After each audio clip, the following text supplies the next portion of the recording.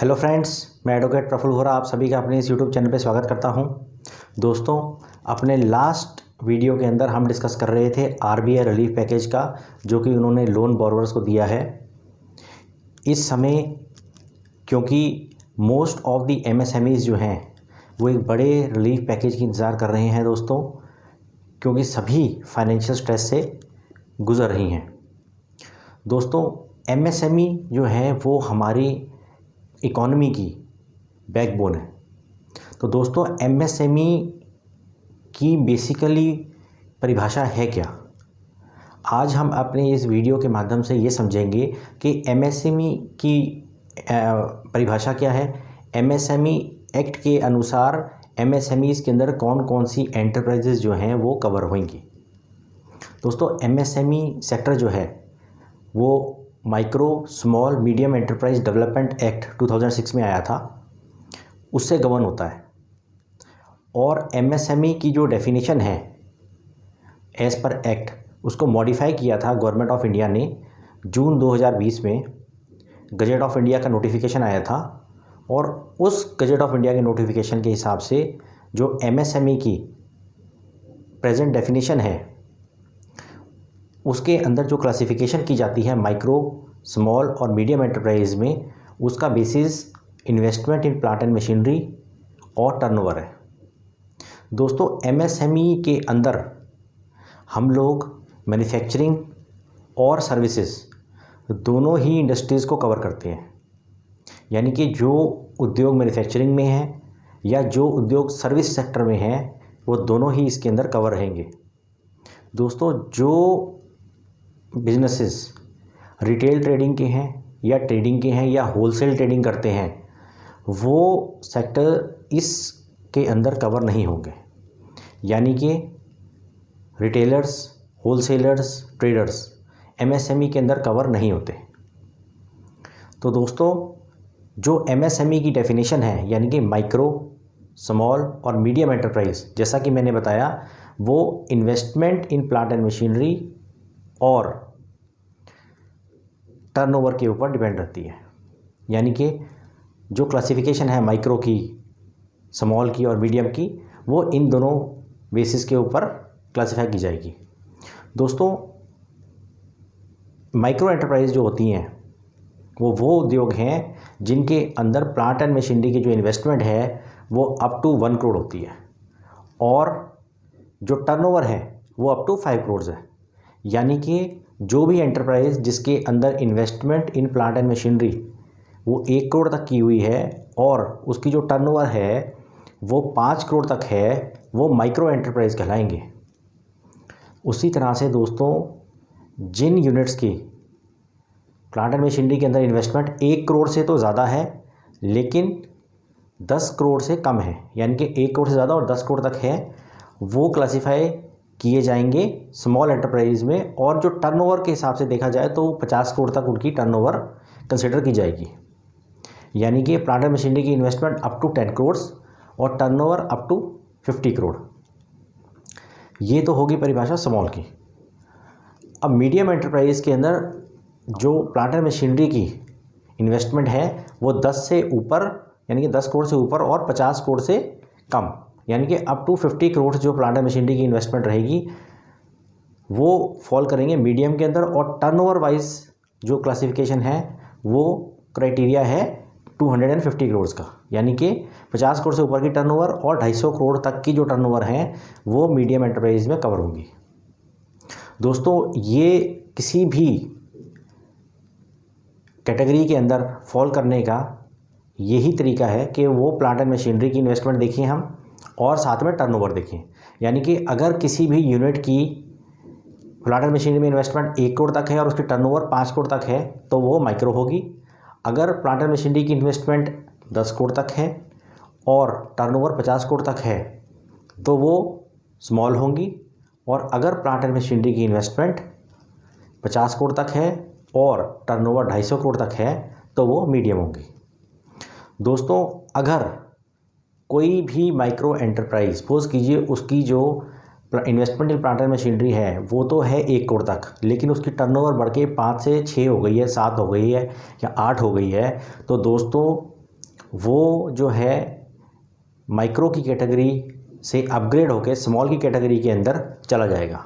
उसी तरह से अगर कोई यूनिट अभी स्मॉल की कैटेगरी में है और उसकी टर्नओवर 50 करोड़ से ऊपर हो गई है, तो वो जो है अपग्रेड होके यूनिट जो है मीडियम एंटरप्राइज में ट्रीट करेगा। यानी कि अगर किसी की टर्नओवर 60 करोड़ 65 करोड़ या 70 करोड़ हो जाती है तो वो जो है फॉल करेगा मीडियम एंटरप्राइज में। यानी कि कोई भी एक क्राइटेरिया की लिमिट अपर लिमिट जो है वो क्रॉस कर जाती है टर्नओवर के हिसाब से या प्लांट एंड मशीनरी के हिसाब से भी, कोई एक क्राइटेरिया की लिमिट भी अगर ये क्रॉस हो जाती है तो वो जो है अपग्रेड होके अपर क्लासिफिकेशन के अंदर चला जाएगा।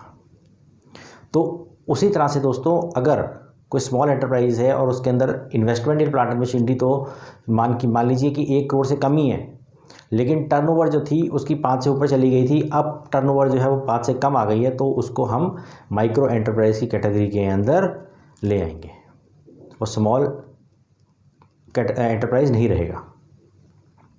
दोस्तों, जो प्लांट एंड मशीनरी की इन्वेस्टमेंट की जाती है उसकी जो वैल्यूएशन है वो हम किस तरह से लेंगे वो मैं आपको थोड़ा सा एक्सप्लेन करता हूँ।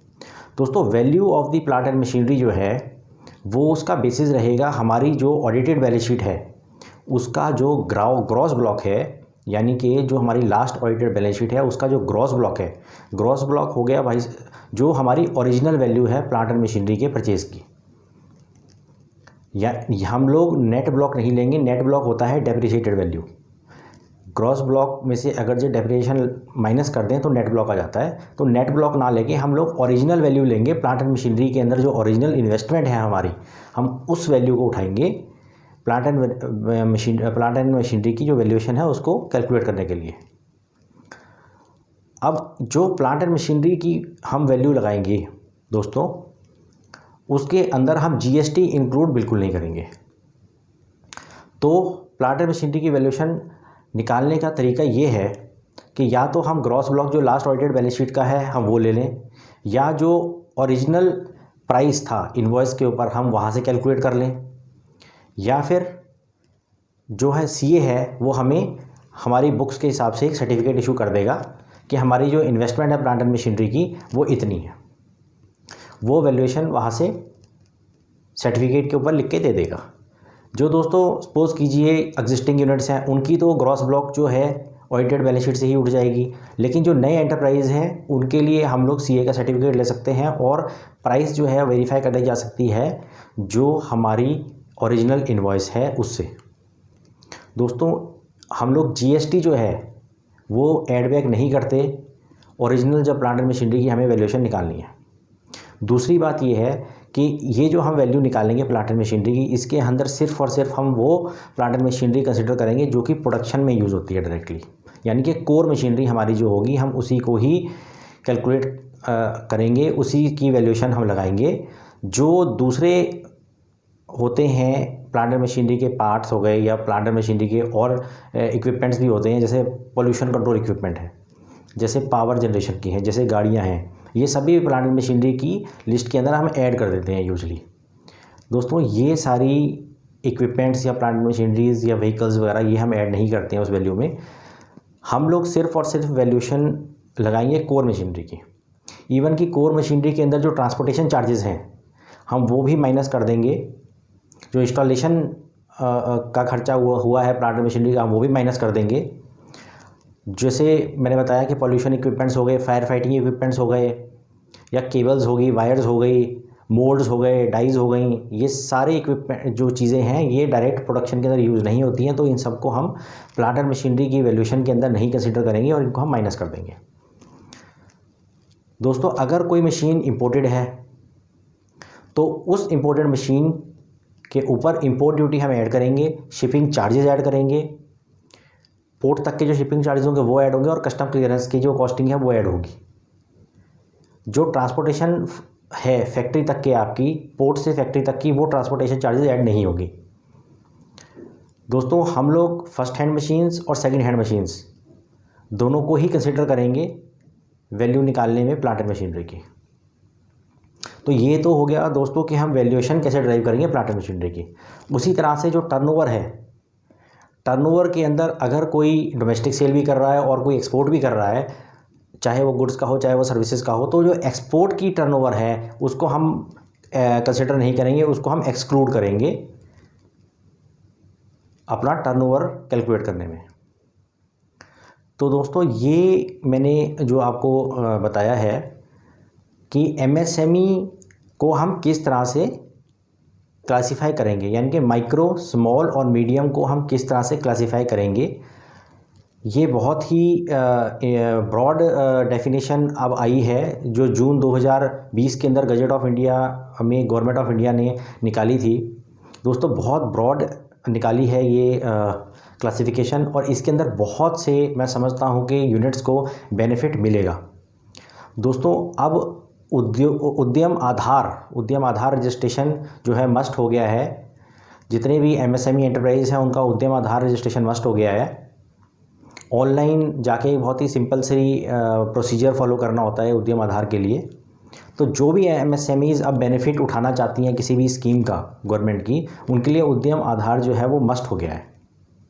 तो जिन्होंने नहीं कराया है वो ऑनलाइन जाके इसको करवा सकते हैं। बहुत टीडियस प्रोसेस नहीं है इसका, नेट के थ्रू घर बैठ के ही या ऑफिस बैठ के ही इसको आप प्रोसेस कर सकते हो। तो दोस्तों ये था बेसिकली कि एमएसएमई की एक्चुअल में डेफिनेशन एज़ पर एक्ट जो है क्या। अपने इस वीडियो में दोस्तों आज इतना ही। मेरे जिन दोस्तों ने मेरे इस चैनल को सब्सक्राइब नहीं किया है, मेरी रिक्वेस्ट है वो सब्सक्राइब कर लें, ताकि फ्यूचर में मैं जो भी वीडियो अपलोड करूं उनके पास अपडेटेड इन्फॉर्मेशन रहेगी। Thank you very much for listening to me so patiently. Thank you.